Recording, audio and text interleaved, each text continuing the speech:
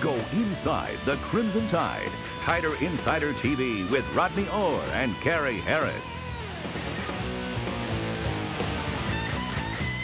Alabama's annual 8A game is usually good for at least one commitment, and that was true again this year as well. But it was a 2017 prospect who pulled the trigger.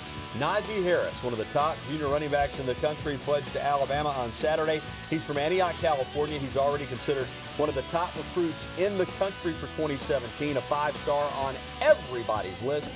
The kid has got some game. And with that, we say good evening, everybody. Welcome into another edition of Tider Insider TV, presented each and every week by Buffalo Rock, alongside Rodney Orr from TiderInsider.com. I'm Gary Harris, and Pepsi next on the menu again tonight. All that great Pepsi taste. Doesn't that sound good? Yeah. 2/3 less calories than regular Pepsi, only 60 calories in a 12-ounce can.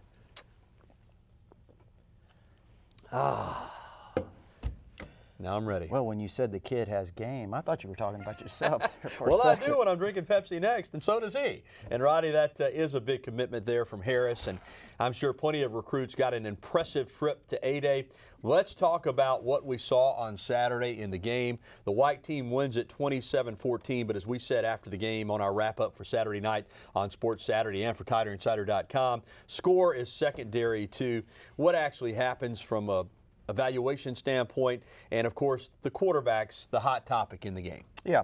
You know, again, I think when you watch it, Gary, it's really difficult to really tell what's going on, both the offense, defense, scale back, what have you, typical 8A game. But at the same time, you can look out there, you can see what Alabama has defensively up front.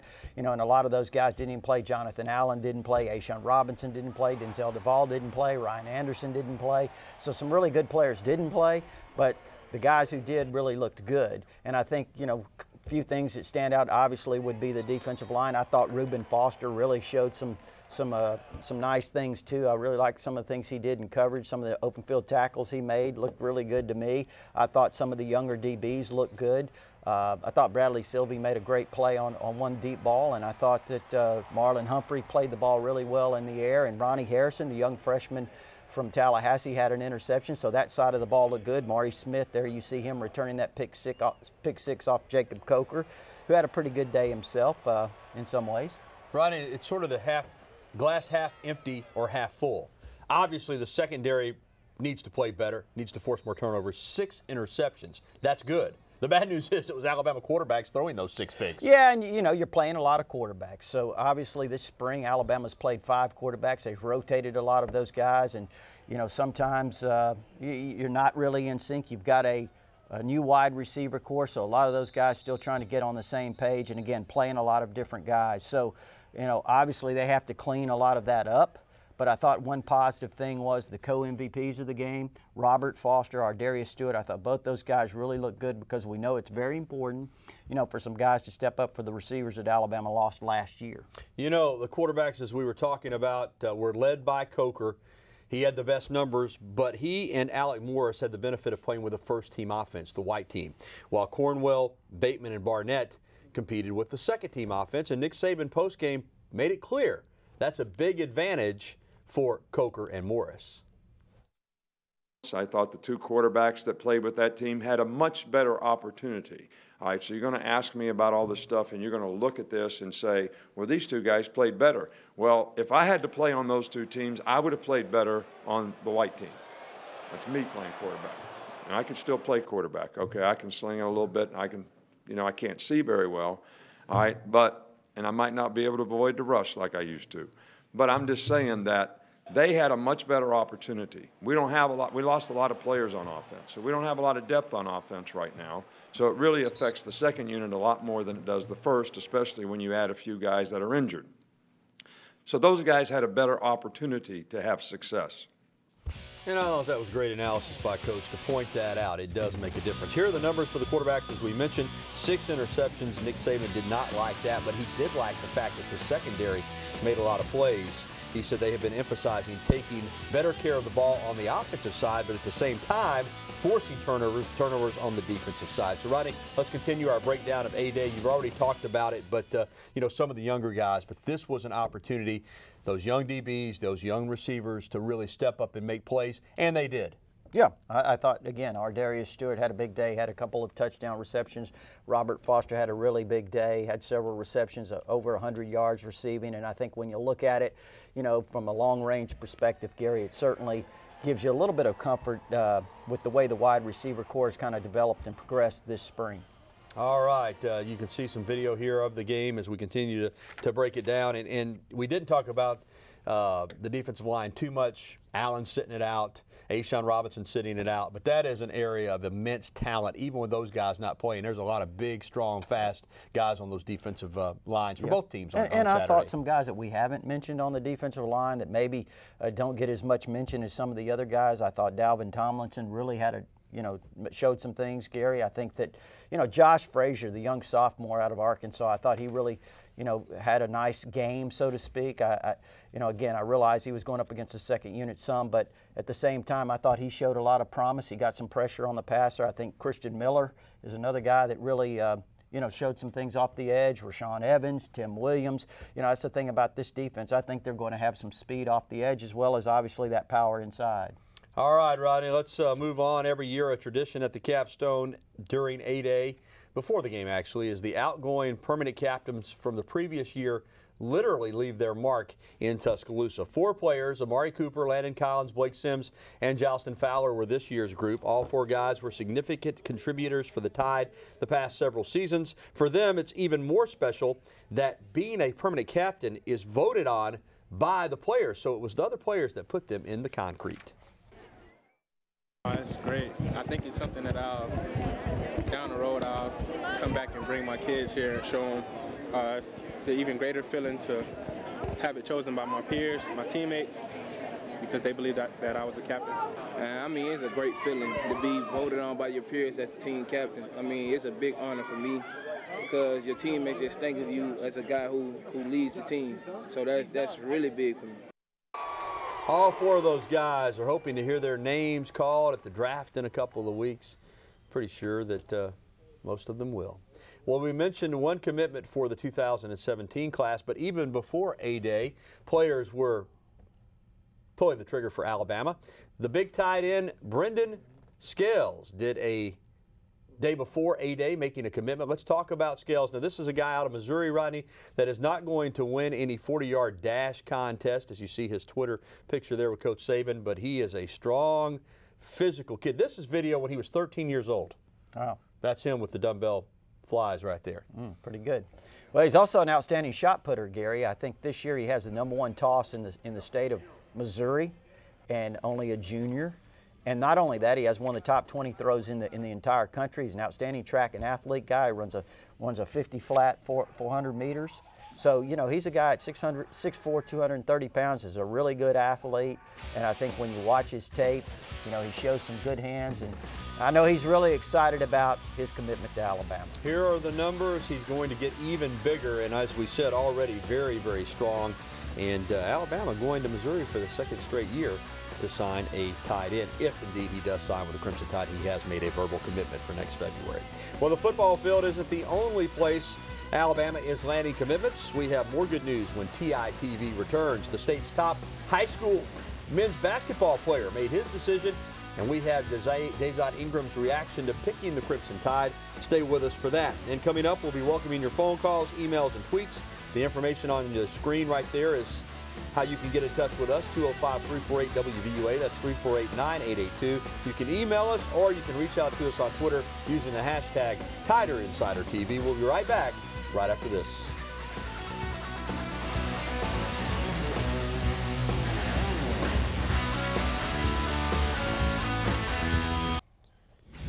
Well, new Alabama men's basketball coach Avery Johnson said he wanted to be quick about hiring a staff and also really get some good coaches. He's doing that. He kept Antoine Petway, strength coach Lou Deneen, and this guy, Bob Simon, former Provident associate head coach, who is an outstanding recruiter, also has a reputation as a good X's and O guy.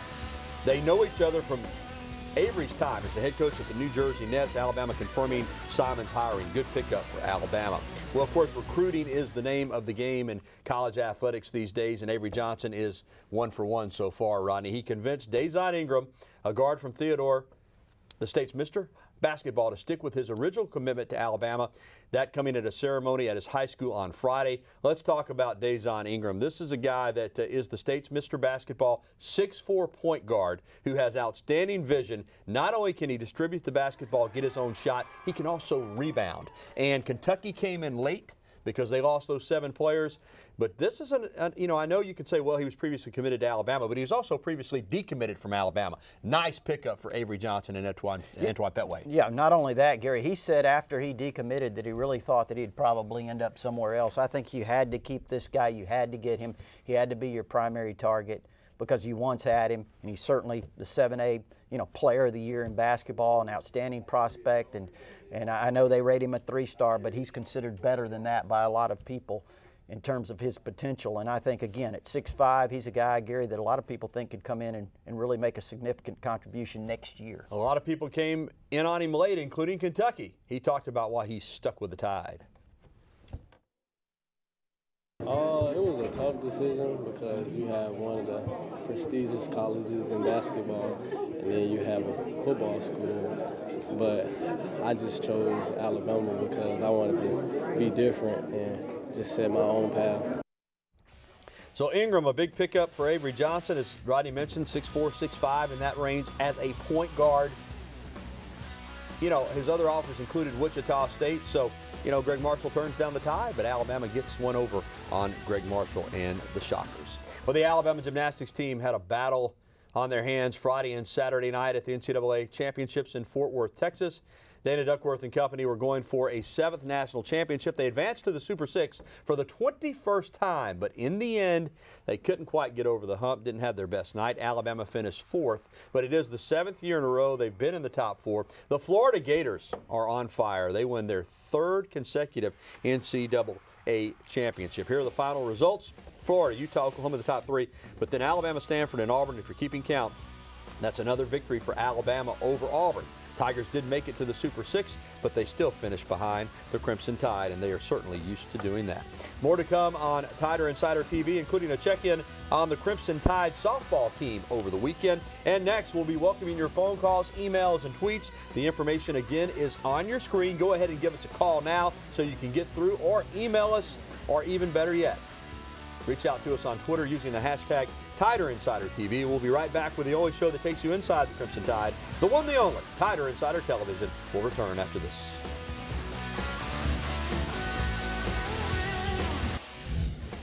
It was a big series, and Pat Murphy's softball team got some outstanding performances against the Auburn Tigers on the road. Alexis Osorio was the star. She pitched the gym in Game 1, 6-0.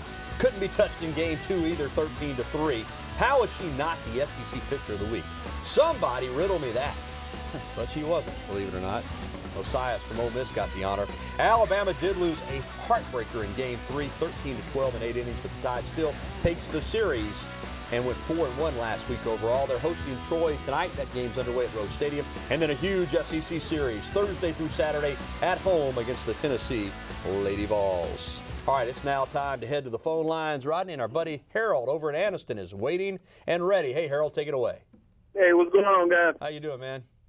Hey, man, I wanted to ask y'all, you had a chance to look at the defense, man, and I was thinking about last year in that playoff game, we kind of got exposed on the ground and in the secondary against Ohio State. Do you think we can get back to being a dominant defense even though we're young?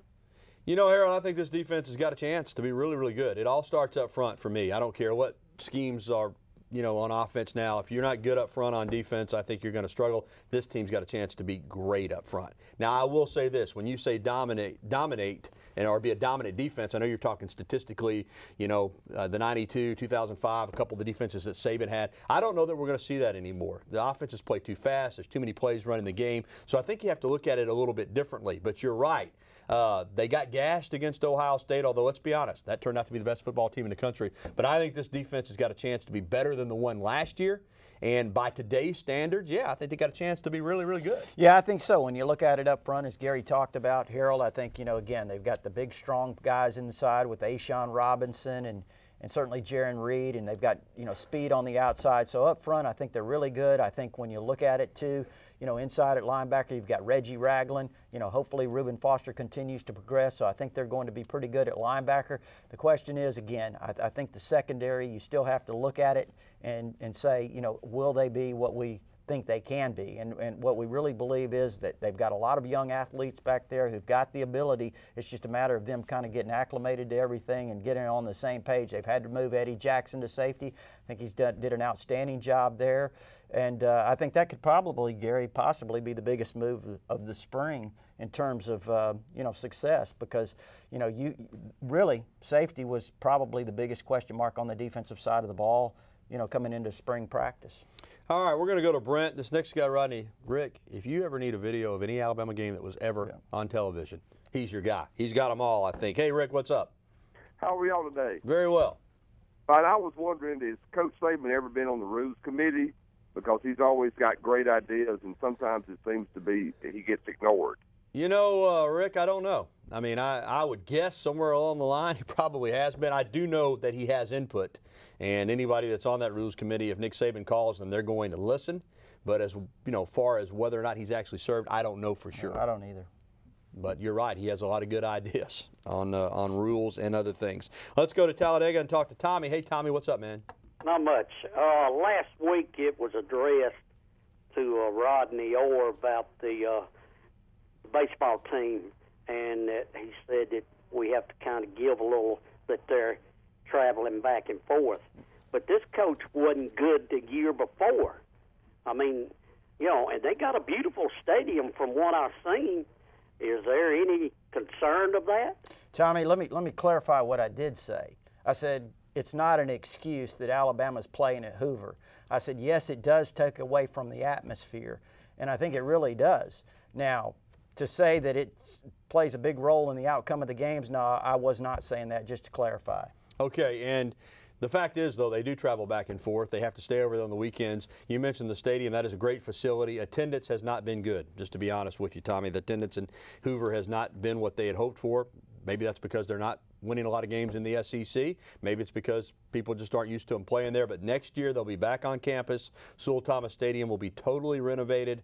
So, but get to the bottom line with you, I can tell is, do they need to play better and win more games? Yeah, they do. They certainly do. But the season's not over yet. We'll see what happens. All right, more of your phone calls in this edition of Tider Insider TV, plus our weekly update on the Bama baseball team is coming up. So you stay with us. We'll be back after this.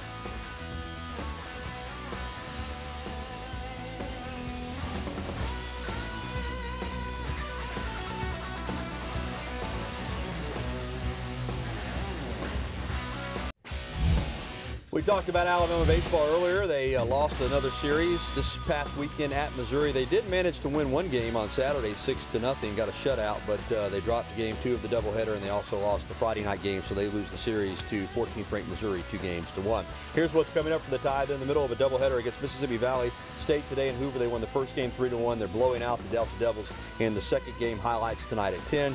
They'll travel to Oxford to face Ole Miss this Friday through Sunday in an SEC series over there in Mississippi. All right, let's go right back to the phone lines. Walter here in Tuscaloosa has been holding. Walter, welcome to the show. What do you got for us?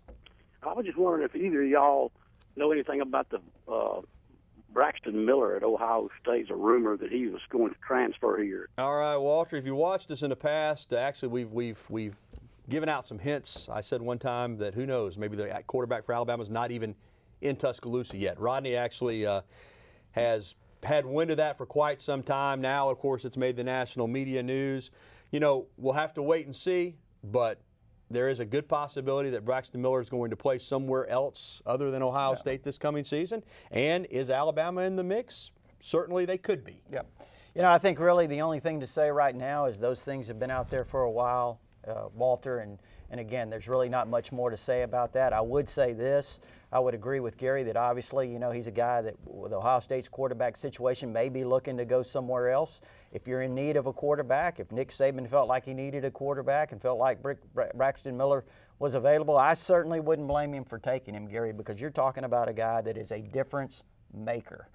Two-time Big Ten Player of the Year. Two-time Big Ten Player of the Year. You're talking about a guy that probably runs a 4.4 or better 40-yard dash, can throw the football. I mean, he's a guy that, if he's healthy, if he's healthy, he can change a football team. You'd have to look at it for sure. All right, let's stay here in Tuscaloosa and talk to Daniel. Daniel, what's up?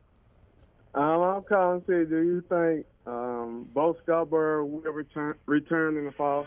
Daniel, there's a chance. You know, we saw Eddie Jackson do it. Now, I'll say this. He's a running back, Scarborough is. You're cutting, you're stopping, you're taking hits. I mean, I wouldn't want to put him out there unless he was really close to 100%. But if you're asking me if there is a chance he could come back, I think, yes, there is at some point in the season. I think that's fair, Gary. I think, you know, you look at Cam Sims, for example, I think he's already pretty much figured in to be missing next season. I think, you know, when you're talking about Bo Scarborough, I think there's some hope that maybe they'll get him back. You know, how soon, I would really hate to say because I don't know. But, you know, I know there's certainly some hope, Gary, that he might be able to make it back fairly early in the season. We'll see. All right, thank you for those phone calls. Good calls tonight. We appreciate it as always. We're getting ready to wrap up TITV. We'll be back with more of the program on a beautiful night. The rain is out of here, at least for now. We'll wrap it up right after this. All right, we're going to talk about some true pioneers. Art Dunning, Doc Rohn, and Andrew Purnell were three of the first African-American walk-on football players at the University of Alabama in 1967. They probably would have played in games, but they all had to leave for various reasons. But on Saturday at the annual A Club meeting, they received honorary membership into the A Club for their achievements and their trailblazing ways. But Doc Rohn says at the time, he wasn't thinking about being any kind of trailblazer. He just wanted to play football for the Crimson Tide. I was more interested in playing football than being a pioneer or making a statement. That wasn't the case. It was, I want to play football, and we had to do it, to go talk to him, and that's what I did. And but as far as making a statement, being a pioneer, that didn't enter my mind. Coach Bryant told him when he came to talk with him about it, I admire your courage, young man. Hey, Rodney, you know what? It's dinner time. We got a new dinner sponsor. Dickey's Barbecue Pit on 43 North and 69 South. We're headed to 69 South, Dickey's Barbecue tonight. Come join us for dinner. We'll be there in about 20 minutes. Speaking of dinner, steak and beans last night for Alabama football players. Good night.